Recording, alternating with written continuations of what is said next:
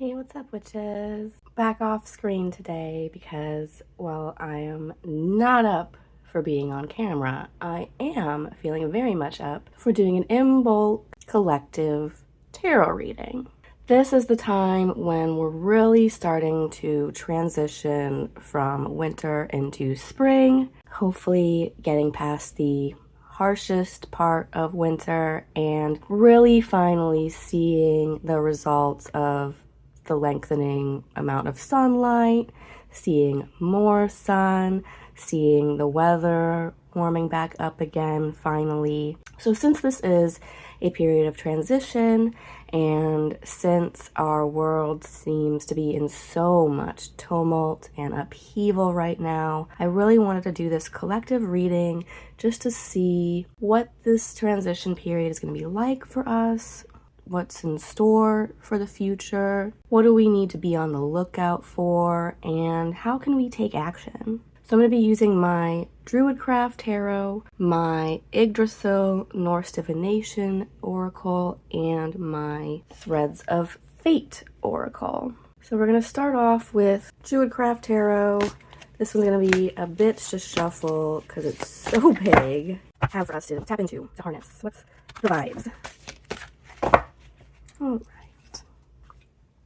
The Tower. Oh, not off to a good start here, if I'm being honest. And the Prince of Pentacles.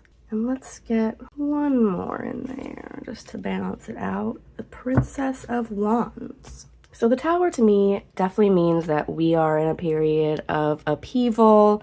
All of the old institutions which we thought we could rely on are being destroyed and burnt to the ground. It's definitely a time of chaos, miscommunication, and change. So let's see what the guidebook says about this one in particular. Since these are rooted more in like Druid and Wiccan imagery, I want to see if it has anything else to say that's maybe a little bit outside of standard tarot interpretation. So keywords for this one are sudden illumination, revelation, destruction preceding creation, sudden release of tension, or liberation and awakening. Definitely see a lot of that right now. A lot of resistance happening to the status quo. We just want to burn it all down and start anew, you know? It says that while the Tower is depicting destruction, one of the core teachings of both tarot and Druidry is that creation and destruction are both aspects of one process. So this card often indicates that a powerful process is at work in your life or in the greater scheme of things, which, although it may appear dramatic or even destructive, is ultimately beneficial. So hopefully we're going to see something good come out of all of this chaos and upheaval and tumult currently going on in the world. The Tower is a card of great change, either inward or outward. Like I said, old structures, beliefs, frames of reference, status quo are being swept away to make way for the new. Everything is cyclical, so we move through cycles of dissolution followed by consolidation or growth. And I think with this being that transitional time between the dead of winter and everything bursting back to life with spring, there's definitely that charged feeling in the atmosphere of that energy coming back to life and strengthening and like getting ready to bring itself to bear in the world again. And I think that's something we can mirror in our own lives, of taking this time to collect ourselves, gather our strength, and prepare next maneuvers. It says, the alchemists summarized this process in the phase solve et coagula. The process of solve, dissolution, can sometimes be gradual, but can also be sudden and dramatic. Years of tension or of limitation, imprisonment, or restriction suddenly reach a climax. And there may be anger and a release of emotions that have previously been kept in check. I think we're just seeing a lot of that in the world right now. People finally reaching their limits and being ready to stand up and say no more. Awen in Druidry, as well as meaning divine inspiration, is another word for grace. And there is a mysterious connection between grace and fury. We hope that inspiration and blessing will come to us from on high, like this bolt from the blue, but sometimes it can come with fury, the creative urge, breaking free of limitations and repressions. So this card does definitely refer to a period of major upheaval, but like I said, we're finally rising up and saying no more and breaking down the status quo to build up something better. All right, Prince of Pentacles. Keywords are practical, realistic, and sensuous. So I think leading in from the Tower, this is kind of telling us like what kind of energy we need to tap into in order to navigate these crazy times. This Prince being Pentacles, which is tied to the element of earth and material comfort and success, represents a steady, reliable, and practical person who make stable, uncomplaining, and dependable people. They are ambitious, but they know how to work patiently and realistically toward their goals. Beneath their often quite respectable or conventional appearance, they are sensuous and passionate and feel strongly for the welfare of the land. This person might seem dull and lacking in spontaneity, but sometimes we need security, order, and a sense of dependability. So maybe you will come across such a person who is like a very stabilizing force or dependable person in your life that helps keep you grounded, or maybe it's saying that in these times we need to tap into these energies. Just stay grounded. Don't be too reactionary when you're reading all of the crazy inflammatory headlines being churned out right now. Stay centered, stay objective, stay grounded. We need practical, patient, and methodical approaches. And next we have the Princess of Wands. I was mistaken. The princess is the page equivalent and the prince is the knight. So this being the Knight of Pentacles, it's like the next evolution up from the page card. You're ready to, take all of that energy and zest and zeal out into the world, like a knight going on a quest. You're finally ready to go out and enact those things. Princess of Wands, keywords enthusiastic, energetic, and inventive. Being tied to wands, which are fire, creativity. This is a person who is eager to experience life and try new things, a loyal friend, and a person with a burning desire to achieve, to make their creative ideas manifest in reality. So this is a person that is just outgoing, full of life, dynamic, enthusiastic, inspirational, creative. If it's not representing a specific person, it can just represent that spark of creativity, that initial spark of interest in a project, a relationship, or it can indicate a message or communication,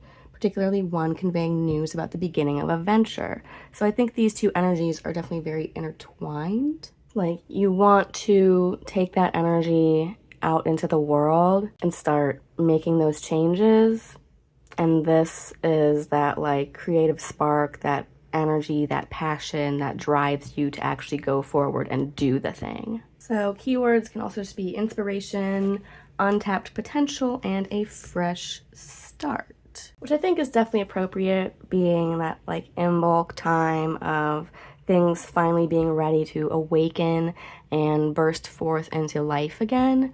We can harness that energy for ourselves as well.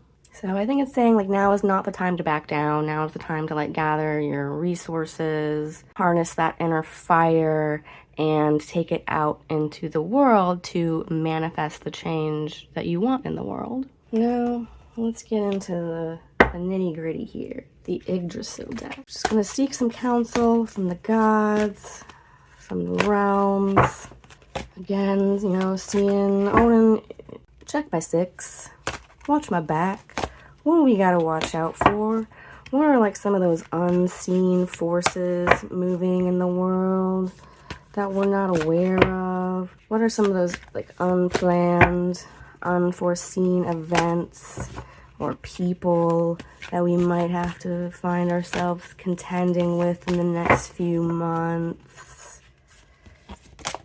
Oh, what do we got here? Gersemi and Nos Freya's daughters, treasure, beauty, design.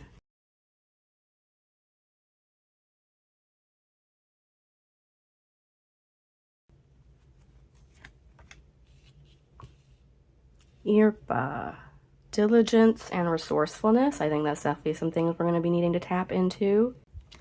Hey, I called him out and he appeared. He has been summoned. Omniscience, wisdom, poetry, language. So yeah, Odin, watch my 6. What do we got going on? Oh, hey, look, I opened right to it. Okay, that's convenient. So, Gersemi and Nos are the 2 daughters of Freya and her husband Older. Their names mean treasure and price. The sisters are strongly connected to creative design and beauty. They were famed for making jewelry and garments of innovative quality and beauty. They also stand for monetary fortune, much like their father or grandfather Njord. So I think again tying to that pentacles, like earthly material comfort. The sisters signify an unforeseen wind in the seeker's sail that will help push them along on their quest. So yeah, I think we're getting ready for like that big push. We're gonna harness this energy of the tower and the passion of the Princess of Wands to enact those changes in the world. And I think with transitioning from winter into spring, that can definitely be that like new burst of wind in your sails that's gonna power us forward. But we can also like harness and tap into our own internal fires and passions to give us that push forward. Urpa, diligence and resourcefulness, definitely some things that we're gonna need to get through these chaotic times. We're gonna have to remain diligent and watchful and remain resourceful, because all of those old things and status quos and rules and things that we thought we could rely on are kind of out the window right now. So we're gonna have to be resourceful. I had never heard of this before, but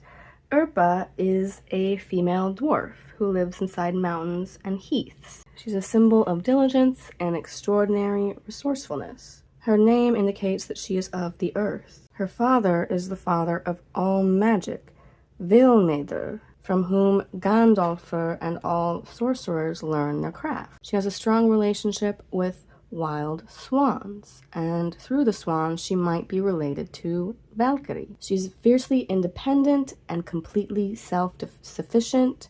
She relies on no one but herself. Her presence indicates thoroughness and ingenuity for the seeker's question. So I think that just kind of goes without saying that diligence and resourcefulness aren't going to be things that we definitely need, because things seem to be moving very rapidly. There's a lot happening every day. So we're just going to have to remain diligent and resourceful in order to adapt and move and react to everything going on. And, last but not least, Odin. I called him in and here he is. Omniscience, wisdom, poetry, language. Odin is a god of communication and knowledge, but also war. So I think he's saying that some type of fight or struggle is on the horizon. And I think we're already seeing it playing out. If you've been paying any attention to the news lately, things are happening. Things are chaotic. Things seem to, definitely be in that state of upheaval. But Odin is here. Odin's goal is to preserve the best of humanity and preserve knowledge, wisdom, order in the chaos. So he's here. He's awakened, probably more than ever right now, and is active in the world. I always say that he's the one that probably most actively recruits people and brings them into the faith out of any of the gods, because he knows that and I'm gonna do a whole other video about this coming up, Ragnarok is cyclical, and we're going through another period of chaos and upheaval and change in the world. So he's very much active in the world right now to help us out and make sure that we have the knowledge that we need to get through this time and make it out on the other side. Forewarned is forearmed. And on that note, I'm just going to pull maybe 1 or 2 cards from the Threads of Fate Oracle to see what action do we need to be taking, what energies do we need to tap into and harness going into the next couple months. What is needed?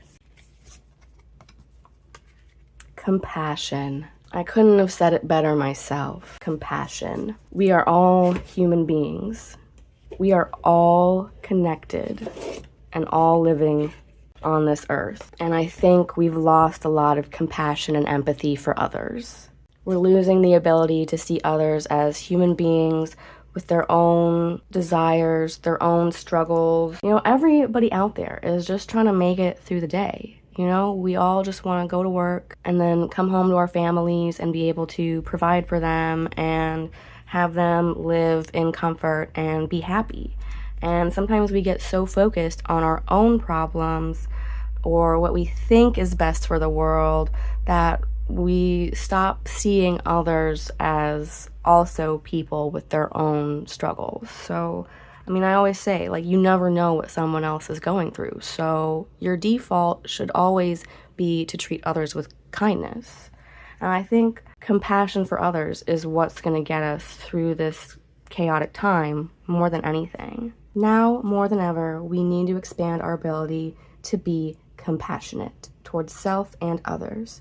There has been a trend in shaming and rejecting people who disagree with us and justifying doing so by using sweeping generalizations. Compassion calls us to remember that every human is a product of their environment and is incredibly nuanced. If we want to be truly compassionate, we dive deeper.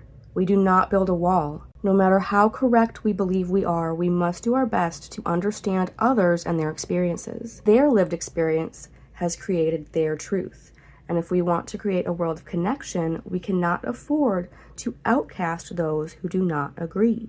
We have to work hard within ourselves to bridge the gaps. Keep in mind, in some situations, compassion can take the form of a wall or a fist. But most of us humans are not perfect, and we live in a gray area. Good, but wounded. We need more intentional compassion and connection rather than punishment, judgment, and shame. How can you become more compassionate in your life? Where have you built walls that do not serve you? So wow, what better way to leave this off when I said, what tools do we need? What energy do we need to harness? Compassion. I think that's definitely what's missing right now and what we need to bring back. So there you have it, folks. Here is your Imbolc reading. I hope it provides some insight into everything going on right now. Remember that the gods are looking out for us. They have our back and they have our best interests at heart. And remember to stay compassionate, both toward yourself and others. And until next time, stay classy, pagans.